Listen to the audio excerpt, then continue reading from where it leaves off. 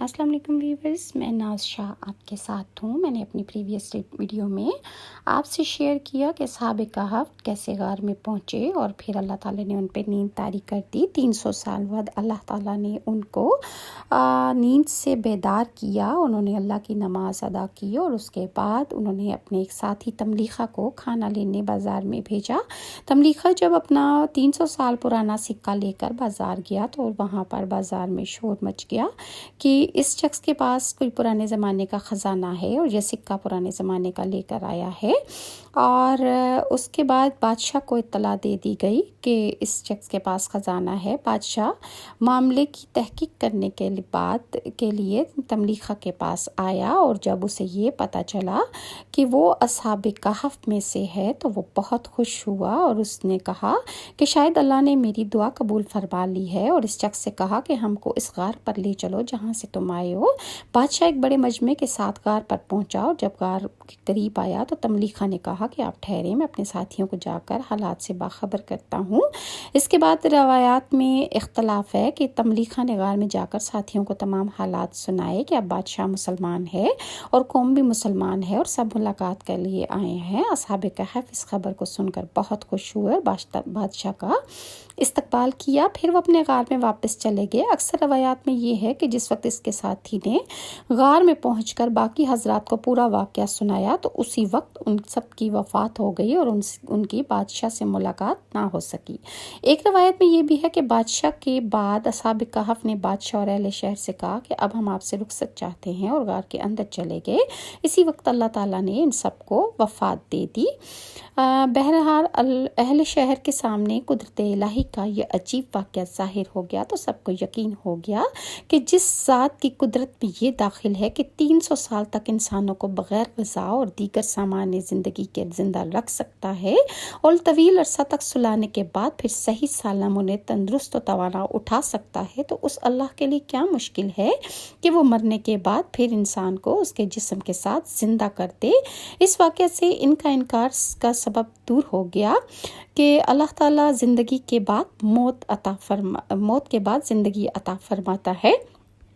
اور سورہ کہف کی 25 آیات میں جو غار میں سونے کی مدت 309 سال بتاتے ہیں، یہاں یہ مدت ابن کثیر نے اس کو بتایا کہ 309 سال جو ہیں وہ قمری سال کے مہینے بنتے ہیں۔ اور اس وادی میں جہاں پر وہ غار تھا اس کے بارے میں حضرت عبداللہ بن عباس سے روایت ہے، وہ فرماتے ہیں کہ ہم نے حضرت معاویہ کے ساتھ رومیوں کے مقابلے میں ایک جہاد کیا جس کو غزوہ المزیق کہتے ہیں۔ اس موقع پر ہمارا گزر اس غار پر ہوا جس میں اصحاب کہف ہیں جن کا ذکر اللہ تعالیٰ نے قرآن میں فرمایا ہے۔ امیر معاویہ نے ارادہ کیا کہ غار کے اندر جائیں اور اصحاب کہف کی لاشوں کا مشاہدہ کریں، مگر ابن عباس نے فرمایا کہ ایسا کرنا ممکن نہ ہو سکا کیونکہ امیر معاویہ نے جن لوگوں کو معاملے کی تحقیقات کرنے کے لیے غار کے پاس بھیجا، جب وہ غار کے پاس پہنچے تو اللہ کے حکم سے اس قدر آندھی کی طرح کی ہوا چلی کہ وہ لوگ غار کے دروازے کو نہ کھول سکے، اور اس کے بعد انہیں واپس آنا پڑ گیا کیونکہ اللہ تعالیٰ نے ایک سخت ہوا بھیج دی تھی جس سے ان سب کو غار سے نکلنا پڑا۔ اور اصحاب کہف کے بارے میں یہ بھی ذہن میں آتا ہے کہ یہ کیسے ہو سکتا ہے کہ وہ اتنے 100 سال زمین پر پڑے سوتے رہے اور ان کے جسم نہ گلے، نہ انہیں کوئی تکلیف پہنچی۔ تو اللہ تعالیٰ فرماتا ہے کہ ہم انہیں پلٹ رہے تھے داہنی جانب اور بائیں جانب، چونکہ وہ لوگ ایک بہت بڑی مدت تک سوتے رہے اور ان کے جسم زمین پر ہی لگے ہوئے تھے، لہٰذا زمین کے اثر سے محفوظ کرنے کے لیے اللہ تعالیٰ ان کی کروٹیں بدلاتا رہتا تھا، جس کی وجہ سے کہ اگر زمین سے کوئی چیز عرصہ دراز تک لگی رہے، خاص کر گوشت پوست والا جسم، تو وہ زمین اسے کھا جاتی ہے۔ اللہ تعالیٰ کو یوں بھی قدرت ہے کہ الٹ پلٹ کیے بغیر ان کے جسموں کو وہ محفوظ کر سکتا ہے، لیکن حکمت کا تقاضا یہ تھا کہ ان کی کروٹیں بدلی جائیں۔ حضرت ابن عباس سے روایت ہے کہ ان کو سال میں ایک مرتبہ ایک جانب اور دوسری جانب پلٹ دیا جاتا تھا۔ حضرت ابو ہریرہ نے فرمایا کہ سال میں 2 بار ان کو داہنی दाहिनी जानिब से बाएं जानिब और बाएं जानिब से दाहिनी जानिब पलट दिया जाता था। और रसूलुल्लाह सल्लल्लाहु अलैहि वसल्लम से इस किस्म की कोई रवायत नहीं मिलती। ये हजरात जो हैं, जो इन्होंने रवायतें की हैं, वो इसराइली रवायात में से हैं। इसके अलावा जहन में ये सवाल भी आता है कि वो इतना अरसा सोए रहे तो सूरज की रोशनी या किसी भी शोर गुगा से उनकी आँख क्यों ना खुली। तो इसके बारे में ये बयान किया जाता है कि ये लोग गार के अंदर एक कुशादा जगह में पहुंचकर लेट गए। इस गार की जाए वक़ुआ इस तरह थी कि रोज़ाना सूरज मशरिक़ से निकलता और मगरिब में छुप जाता था, लेकिन इसकी धूप इन पर नहीं पड़ती थी। ये अल्लाह की तदबीर थी। जब सूरज निकल कर चढ़ता था और धूप फैलती थी तो गार की दाहिनी जानिब से इस तरह हटी हुई रह जाती थी कि इसके दरवाजे तक धूप ना पहुंच पाती थी। और जब सूरज छुपने लगता था तो इस वक्त जो थोड़ी बहुत धूप होती वो गार की बाएं जानिब रह जाती थी, यानी उस वक्त भी दरवाजे पर धूप नहीं पड़ती थी। असहाबे कहफ के अंदर रहने की कैफियत बताकर इरशाद फरमाया कि ये अल्लाह की निशानियों में से है। अल्लाह ताला शानहू इनके दिलों को मजबूत किया। अपनी कौम से जुदा होने में उन्होंने हिम्मत और जुर्रत से काम लिया।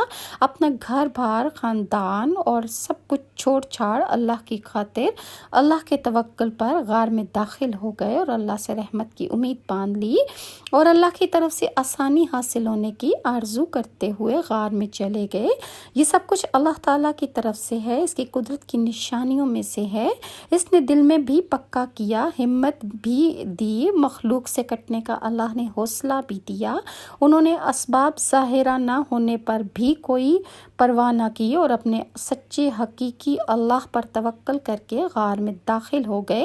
अल्लाह ताला ने भी उनकी हिफाजत फरमाई और अल्लाह ताला ने उन्हें गार में वो नसीब फरमाया कि जिसमें धूप का गुज़र ही ना था। अगर धूप पड़ती तो इससे उन्हें तकलीफ़ पहुंचती और गर्मी का भी अंदेशा होता, लेकिन वो अल्लाह 70 माओं से ज़्यादा मोहब्बत करने वाला है।